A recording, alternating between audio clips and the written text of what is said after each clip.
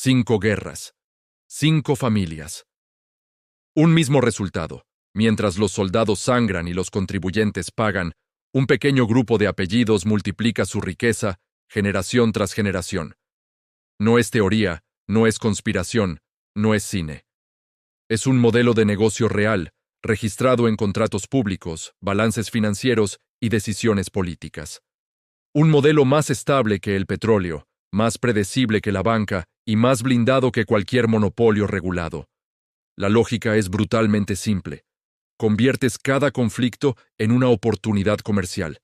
Te posicionas antes de que empiece, capturas los contratos cuando estalla y usas ese dinero para construir imperios que siguen creciendo incluso cuando las bombas dejan de caer.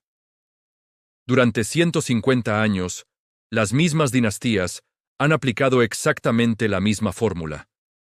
Guerra tras guerra, frente tras frente. Siempre con el mismo final, ellos cobran, tú pagas.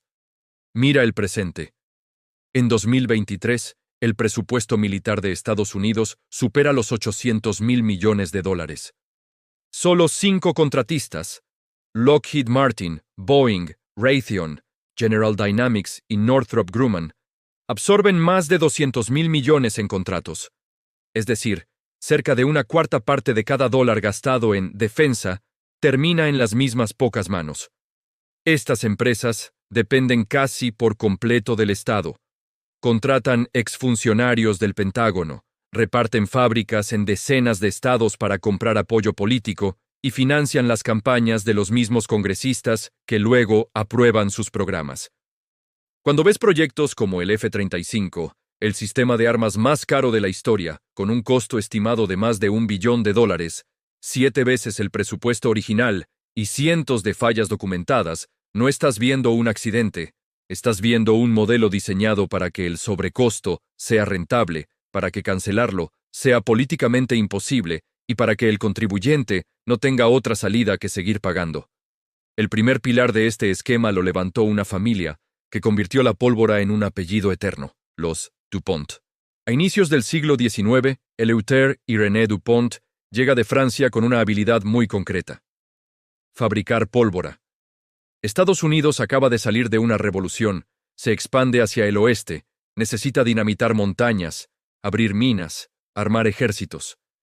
En 1802 abre su fábrica en Delaware, cerca del poder político, pero lo bastante lejos como para que las explosiones no generen escándalos. Desde entonces, cada guerra se convierte en una escalera. En la guerra de 1812 aseguran su primer gran contrato federal. En la guerra contra México ya son el proveedor clave. En la guerra civil, los molinos trabajan día y noche para abastecer al ejército de la Unión con millones de libras de pólvora. Políticamente la familia es ambigua, pero en los negocios tiene una sola lealtad: el contrato más grande. Cuando la guerra termina, DuPont no regresa a cero. Conserva fábricas, capital y reputación. La Primera y la Segunda Guerra Mundial multiplican sus beneficios, y ese dinero, nacido de explosivos, financia la expansión hacia químicos, plásticos y materiales sintéticos. Se convierten en una dinastía con 6 generaciones viviendo, literalmente, de la pólvora. Si DuPont es la pólvora, los Rockefeller son el combustible. John D. Rockefeller toma la industria petrolera y la convierte en un monopolio. Standard Oil. A finales del siglo XIX, controla la mayor parte de la refinación de petróleo en Estados Unidos. Al principio eso significa queroseno y lubricantes, pero pronto el petróleo se vuelve el alma de la guerra moderna. Barcos, tanques, aviones, camiones, todo depende del combustible. La guerra hispanoamericana es el ensayo. La Primera Guerra Mundial es la consagración. Los aliados necesitan petróleo desesperadamente, y las sucesoras de Standard Oil abastecen masivamente a los ejércitos, y a través de filiales y socios también venden al bando enemigo. En la Segunda Guerra Mundial, Standard Oil, de Nueva Jersey, abastece a las fuerzas estadounidenses al tiempo que comparte tecnología clave con conglomerados alemanes. Investigaciones del Senado concluyen que esto dañó el esfuerzo bélico de Estados Unidos. Resultado: ninguna cárcel, ningún derrumbe del imperio. Con el tiempo la familia Rockefeller se diversifica a banca, bienes raíces y filantropía, pero la base sigue siendo la misma. Décadas de guerras alimentadas por combustible que ellos vendieron. La tercera pieza es el dinero, y aquí entra la dinastía Morgan. A finales del siglo XIX, J. P. Morgan controla el banco más poderoso de Estados Unidos. Comprende algo que marcará todo un siglo. Los gobiernos en guerra siempre necesitan crédito y lo aceptarán en casi cualquier condición. La guerra hispanoamericana ya se financia en parte a través de sus redes, pero la Primera Guerra Mundial es el gran negocio. Mientras Estados Unidos se declara neutral, los bancos estadounidenses liderados por Morgan prestan miles de millones a Gran Bretaña y Francia. Ese dinero regresa a Estados Unidos en forma de compras de armas, alimentos y suministros. Los bancos cobran intereses, las empresas cobran por los productos. Para 1917, los aliados deben tanto a los bancos estadounidenses que una derrota europea significaría una crisis financiera en casa. De pronto, la neutralidad es imposible. Entrar en la guerra también significa proteger los préstamos. Después, los mismos banqueros estructuran los planes de reparaciones y refinanciación que permiten a Alemania pagar a los aliados y a los aliados pagar a Estados Unidos, cobrando comisiones en cada vuelta. La Segunda Guerra Mundial. Los bonos de guerra. El Plan Marshall. La Guerra Fría. Una y otra vez, el conflicto genera deuda. La deuda genera intereses, y los intereses alimentan una riqueza que sobrevive mucho tiempo después de que termina el combate. El cuarto pilar es la aviación militar, y con ella, Lockheed y las empresas que se fusionarán para crear Lockheed Martin. Comienzan como fabricantes de aviones en los albores del siglo XX. Durante la Primera Guerra Mundial consiguen contratos modestos, pero la verdadera revolución llega en la Segunda Guerra Mundial. Cazas como el P-38 y bombarderos como el Hudson se producen por miles. Los contratos valen cientos de millones y consolidan una relación íntima con el Pentágono. Lo clave no es solo la tecnología, sino la estrategia política. Lockheed contrata exoficiales como ejecutivos, ubica plantas en distritos clave, se vuelve demasiado grande y demasiado estratégica para fallar. Después de la Guerra Fría exige nuevos aviones espía, bombarderos, misiles. Los programas se diseñan con presupuestos que siempre se quedan cortos. El contrato se firma con cifras razonables. El proyecto se vuelve más caro. El gobierno no puede cancelarlo porque ya ha invertido demasiado y porque miles de empleos dependen de él. El modelo llega a su máxima expresión con el F-35, un programa repartido en decenas de estados para que casi todos los senadores tengan algo que perder si se corta el flujo de dinero. El resultado es predecible, sobrecostos gigantescos, plazos incumplidos y, aún así, cheques firmados. La quinta pieza es la logística, bases, carreteras, aeródromos, comida, combustible, todo lo que no se ve en las fotos, pero sin lo cual una guerra moderna no se sostiene. Ese nicho lo explota Halliburton. Nace como empresa de servicios petroleros, pero pronto traslada su experiencia en proyectos pesados a la infraestructura militar.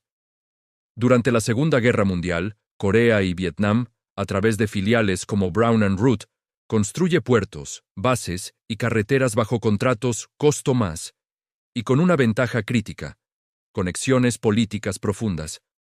Brown and Root financia la carrera de Lyndon B. Johnson. Cuando él llega a la presidencia, la empresa recibe contratos multimillonarios en Vietnam. Décadas después, la historia se repite con otros nombres. Dick Cheney pasa de secretario de Defensa a director ejecutivo de Halliburton y luego a vicepresidente de Estados Unidos. En la guerra de Irak y Afganistán, Halliburton y su filial KBR reciben contratos por decenas de miles de millones, muchos sin licitación competitiva. Informes oficiales documentan sobrecargos masivos, servicios facturados pero no prestados, combustible perdido, construcciones incompletas. Las consecuencias se reducen a multas, mientras el valor de la empresa y las opciones de sus ejecutivos se disparan. Cuando juntas estas 5 historias, el patrón se vuelve imposible de ignorar. Cada familia domina un eslabón esencial de la cadena de guerra: explosivos, combustible, financiación, armas avanzadas, logística, pero todas juegan el mismo juego. Se posicionan antes de que empiece el conflicto, capturan los contratos en el momento de máxima urgencia, utilizan el modelo costo más para eliminar el riesgo y convertir el sobrecosto en beneficio, colocan a sus aliados y exfuncionarios en puestos clave, invierten millones en cabildeo y grupos de expertos que empujan hacia la intervención militar, y finalmente, usan las ganancias para diversificarse y blanquear su imagen mediante fundaciones, universidades y filantropía. Cuando estalla una guerra, el miedo y el patriotismo se utilizan para justificar el gasto. Cuando termina, nadie devuelve el dinero. Las fábricas siguen ahí, las fortunas son más grandes y las estructuras de poder están aún más consolidadas. La magnitud de estas ganancias es algo más que una cifra abstracta. Sumadas a lo largo de siglo y medio, las ventas de explosivos combustibles, armas, infraestructura y los intereses de la deuda de guerra suman cientos de miles de millones de dólares, probablemente más de 1 billón, si contamos las ganancias indirectas. Cada uno de esos dólares salió de impuestos actuales o de deuda que futuras generaciones tendrán que pagar. Ese dinero pudo financiar universidades gratuitas, sistemas de salud, infraestructuras modernas, investigación científica, transporte de alta velocidad, ciudades reconstruidas. En lugar de eso, se convirtió en bombas que explotaron, en combustible que ardió, en armas que destruyeron y en contratos inflados en zonas de guerra. Y cuando aparecen las pruebas de abuso, sobrecargos, fraudes, colaboración con enemigos, sobornos, el desenlace es siempre similar. Escándalo mediático, comisiones investigadoras, una multa que representa una fracción de las ganancias y ningún responsable relevante en prisión.